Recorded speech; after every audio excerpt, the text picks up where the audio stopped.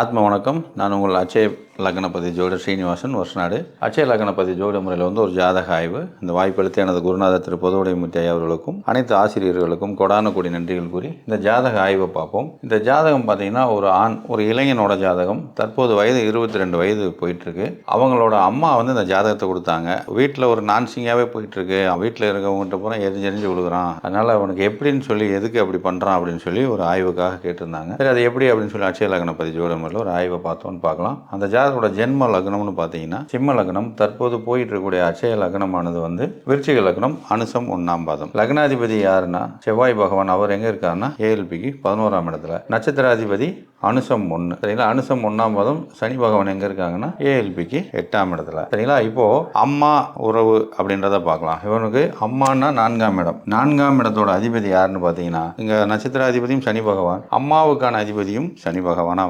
ஏஎல்பிக்கு 8ஆம் இடத்தில் இருப்பது. அப்போ அம்மா சார்ந்த, சுகம் சார்ந்த, வீடு சார்ந்த ஒரு தீராத பிரச்சனை இருக்குமானா இருக்கும். இந்த பையன் வீட்டில் இருக்கும்போது தான் பிரச்சனை பண்றான். வெளியில போயிட்டா நல்லா பீஸ்ஃபுல்லா இருக்கான். வீட்டில் இருக்கும்போது தான் இவனுக்கு பிரச்சனைகள் அதிகமாகுது அப்படின்னு சொல்லியிருக்காங்க. அது மட்டும் இல்லாம இப்போ இவங்க அப்பா கிட்டையும் உனக்கு பிரச்சனையா போகுது. இவங்க அப்பான்னா 9ஆம் இடம். சரிங்களா. 9ஆம் இடத்தோட அதிபதி யாருன்னா சந்திர பகவான். அவரும் போய் ஏஎல்பிக்கு 8ஆம் இடத்தில் அமர்ந்திருப்பது. இப்போ அம்மாவு கூடயும் உனக்கு பிரச்சனை வரும், அப்பா கூடயும் பிரச்சனை இருக்கு. இது ஒரு பிரச்சனையா போயிட்டு இருக்கு. இது என்ன செய்யலாம் அப்படின்னு அவங்க கேட்கும்போது இந்த லக்னம் முடிகிற வரைக்குமே இந்த பிரச்சனை இருக்குமானா நிச்சயமாக இருக்கும். ஏன்னா 4ஆம் இடத்தோட அதிபதி சனி பகவானா வர்றதுனால. இருந்தாலும் அனுசம் 1, 2, 3, 4 பாதங்கள், 4 வருடம் 5 மாத காலங்கள் இந்த அனுசம் முடிஞ்ச பிறகு ஒரு சிறு மாற்றம் கிடைக்கும் அப்படின்றத நம்ம சொல்லிட்டோம். அப்பயும் பார்த்தீங்கன்னா புதன் 8ஆம் அதிபதியாகி 11ல் உட்காந்துருப்பாரு. அப்பயும் பிரச்சனை இருக்குமானா இருக்கும். ஆனால் இப்போ இருக்கக்கூடிய நான்சிங்கா போகிறது கொஞ்சம் வேகம் குறையும் அப்படின்றத நம்ம சொல்லிட்டோம். சரி, உனக்கு அரசு வேலை கிடைக்குமா?